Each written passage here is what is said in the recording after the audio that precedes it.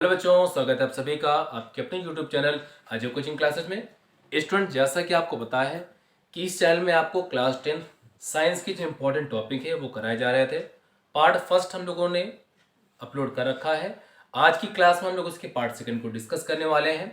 Part first में हम लोगों ने क्या किया था? पार्ट फर्स्ट में हम लोगों ने किया था कि प्रकाश का परावर्तन क्या होता है और उसके नियम को, और वो क्वेश्चन बोर्ड एग्जाम में कई बार पूछा गया है, चाहे आपके एमसीक्यू में हो, चाहे आपके वो थ्योरेटिकल क्वेश्चन में हो, या किसी भी तरीके से आपसे एग्जाम में पूछा गया है। ठीक है ना। आज जो फिजिक्स का जो सेकंड टॉपिक है, जो कि इम्पोर्टेंट भी है, वह है बच्चों गोली दर्पण क्या होता है तथा इसके प्रकारों का भी वर्णन कीजिए। कई बार एग्जाम में पूछा गया है और यहाँ से भी 1 नंबर का क्वेश्चन, 2 नंबर का क्वेश्चन, 3 नंबर के क्वेश्चन तक भी पूछे गए हैं। और आपको पता होना चाहिए यहाँ पर आपको इंपॉर्टेंट न्यूमेरिकल्स भी मिलने वाले हैं, साथ में एमसीक्यू भी। तो सारी चीज़ें आपको यहाँ बिल्कुल फ्री में कराई जा रही हैं। तो ये आपको सारी वीडियोस चाहिए तो उसके लिए आपको हमारे चैनल को सब्सक्राइब करना पड़ेगा। तो चलिए समझते हैं कि गोली दर्पण क्या होता है और इसके कौन कौन से प्रकार होते हैं। तो जैसा कि आपको यहाँ पर नाम से भी लग रहा होगा कि गोली दर्पण, जैसा कि नाम वैसा ही काम। गोली का मतलब होता है गोल और दर्पण का मतलब होता है जिसमें हम अपना चेहरा देख सके, बस कोई दिक्कत नहीं है। तो उसी बात को यहाँ पर बताया गया है कि ऐसा दर्पण जिनका परावर्तक पृष्ठ गोली होता है। अच्छा, परावर्तक पृष्ठ क्यों बोला गया? क्योंकि दर्पण में प्रकाश की कौन सी घटना होती है? परावर्तन होता है ना, परावर्तन घटना होती है।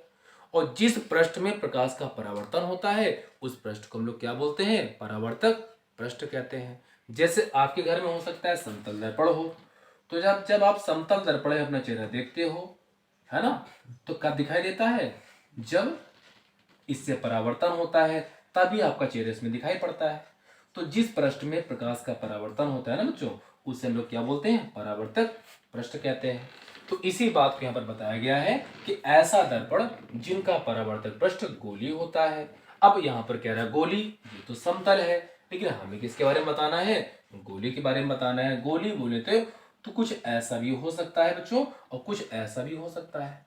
बस एक तरफ पॉलिश चाहिए, और किनको क्या क्या कहते हैं वो हम लोग आगे पढ़ने वाले हैं। तो ठीक है ना। अभी आपको इतना दिमाग पर रख लेना है कि ऐसा दर्पण जिनका परावर्तक पृष्ठ गोली होता है उसे गोली दर्पण कहते हैं। ठीक है। गोली दर्पण बच्चों 2 प्रकार के होते हैं। जो आपके गोली दर्पण होते हैं वो मेनली आपके 2 टाइप्स के होते हैं। कौन कौन से होते हैं बच्चों? पहला टाइप होता है अवतल दर्पण और दूसरा बच्चों होता है उत्तल दर्पण। अब उत्तल क्या होता है, अवतल क्या होता है, समझ लेते हैं भाई, है ना, समझ लेते हैं। तो पहले हम लोग समझते हैं अवतल दर्पण क्या होता है। बच्चों को बड़ा कंफ्यूजन होता है कि सर अवतल दर्पण भूल जाते हैं कि कैसे बनता है, परिभाषा बनाना ही भूल जाते हैं, भूल ये जाते हैं कि परावर्तन किधर से कराना है और पॉलिश किधर से कराना है। तो ये कंफ्यूजन आपको आज से होना बंद हो जाएगा। कैसे? देखिए आपको एक ट्रिक बताते हैं। नाम क्या है? अवतल दर्पण। बहुत ही आसान है। यदि आप ढंग से समझ लोगे ना तो आज के बाद आप कभी नहीं भूलोगे कि हाँ कभी अवतल दर्पण उत्तल दर्पण में कंफ्यूजन भी थी हमारे पास। अवतल दर्पण, ठीक है भाई, पूरा हमने फिर से लिख दिया। अब अवतल दर्पण में स्टार्टिंग का वर्ड क्या है? तो आप बताओगे सर आ है। आ से क्या होता है? अनार। अब कहोगे अनार होता है, तो अनार नहीं होता, आ से होता है अंदर। आ से क्या होता है? अंदर। और दर्पण में प्रकाश की कौन सी घटना होती है? तो आप बताओगे सर परावर्तनीय घटना। तो हमने कह दिया ठीक भाई, परावर्तन। अब इतना तो लॉजिक आपके पास होगा ही होगा कि जब किसी दर्पण में अंदर से प्रकाश का परावर्तन हो, है ना, है ना, मतलब कि यदि किसी गोली दर्पण में अंदर से प्रकाश का परावर्तन हो तो पॉलिश कहां पर करोगे? तो अंदर तो करोगे नहीं, तो क्या करोगे? तो बच्चा वो करना पड़ेगा बाहर। तो ऐसा गोली दर्पण जिसमें बाहर पॉलिश की जाती है और अंदर प्रकाश का परावर्तन होता है, तो इस प्रकार के दर्पण को, इस प्रकार की गोली दर्पण को अवतल दर्पण कहते हैं। आई ना बात समझ में? आ से अंदर और अंदर कराना है प्रकाश का परावर्तन, तो बाहर करनी पड़ेगी पॉलिश।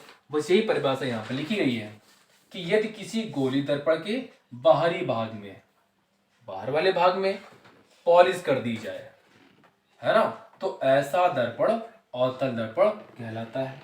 आप परावर्तन के बारे में लिखो या न लिखो, कोई इसकी जरूरत नहीं है।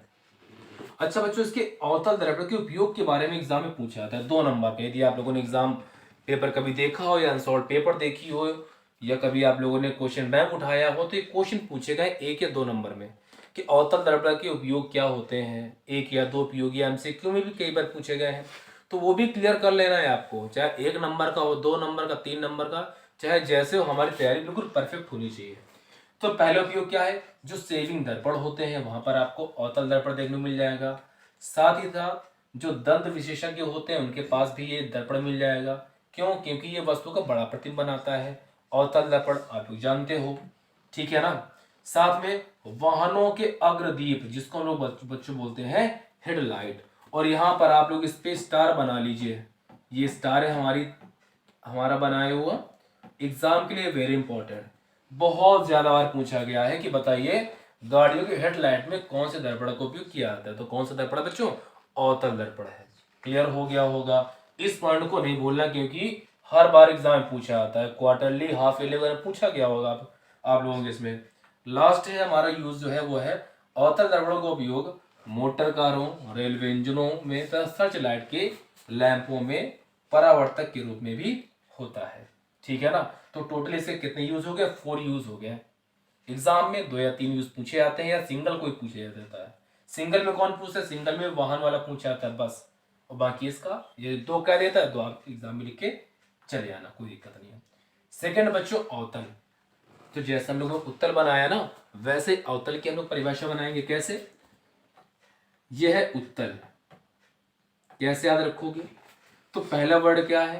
तो आप बोलोगे सर ऊ है। ऊ से क्या होता है? तो ये नहीं बताना उल्लू होता है ना। ऊ से क्या होता है? ऊपर। अब हाई स्कूल में आ गया हो ना, तो अब ऊ से ऊपर होगा। ऊपर क्या कराना है? प्रकाश का परावर्तन कराना है।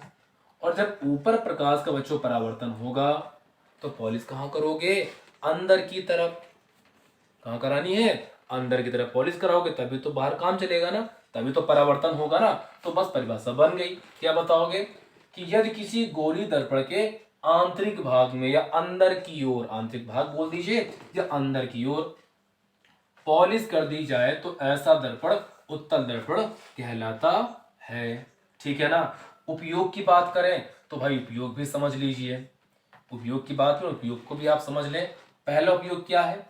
उत्तल दर्पण का उपयोग गली तथा बाजारों में लगे लैंपों के ऊपर किया जाता है, ठीक है भाई। पहला यूज तो इंपॉर्टेंट ज्यादा नहीं है, लेकिन सेकेंड, जैसे हमने अवतल में कहा था 3 स्टार बनवाया था कि हेडलाइट में अवतल का यूज किया जाता है, उसी प्रकार यहाँ से भी क्वेश्चन आपके एग्जाम में पूछा जाता है। यहाँ पर भी जितने स्टार आपसे हो सके आप बना लीजिए, जिससे क्वेश्चन छूटे नहीं। क्या है क्वेश्चन? वैसे उत्तल दर्पण का उपयोग सामान्यतः वाहनों के पश्च दृश्य देखने के लिए, मतलब पीछे की वस्तुओं को देखने के लिए, यदि आपने कभी मोटरसाइकिल चलाई हो या 4 व्हीलर देखा हो या चलाया जो भी है, तो पीछे के जो वस्तुएं होती हैं, वस्तुएं क्या, जो गाड़ी वगैरह पीछे से आप देखते हो, तो उनका जो डायग्राम, उनकी जो फोटो होती है, उनकी जो इमेज होती है, वो जिस दर्पण में बनती है आके ना, जो साइड मिरर होते हैं, हाँ यहाँ क्वेश्चन ऐसे कह सकता है साइड मिरर, तो ऐसे पूछे तो आपको बता देना है, तो वो आपका उत्तल दर्पण ही होता है। क्यों करते हैं? तो ये रीजन भी सुन लीजिए। इसलिए करते हैं क्योंकि उत्तल दर्पण जो होता है ना, किसी भी वस्तु का जो छोटा प्रतिबिंब बनाता है, ठीक है ना। जो उत्तल दर्पण होता है वो छोटा प्रतिबिंब बनाता है, इसलिए यहाँ पर इसका हम लोग यूज करते हैं। और जो अवतल दर्पण होता है वो किसी वस्तु का कैसा प्रतिबिंब बनाता है? बड़ा प्रतिबिंब बनाता है, इसीलिए उसको हम लोग हेडलाइट में यूज करते हैं और उसको पीछे की वस्तुओं को देखने के लिए यूज में करते हैं। तो इस प्रकार बच्चों आज की वीडियो में हम लोग गोली दर्पण क्या होता है, साथ में उसके जो प्रकार होते हैं, उत्तल दर्पण, अवतल दर्पण के उपयोग और परिभाषा, सारी कुछ हम लोगों ने इस वीडियो में डिस्कस किया हुआ है। तो आज की वीडियो में बच्चों हम लोग इतना ही रखेंगे, बाकी मिलते हैं किसी इंपॉर्टेंट नेक्स्ट वीडियो में। और बच्चों यदि वीडियो आपको पसंद आए तो वीडियो को लाइक और शेयर करें, और बच्चों चैनल पर नया है तो चैनल को सब्सक्राइब करना आपको बिल्कुल नहीं भूलना है।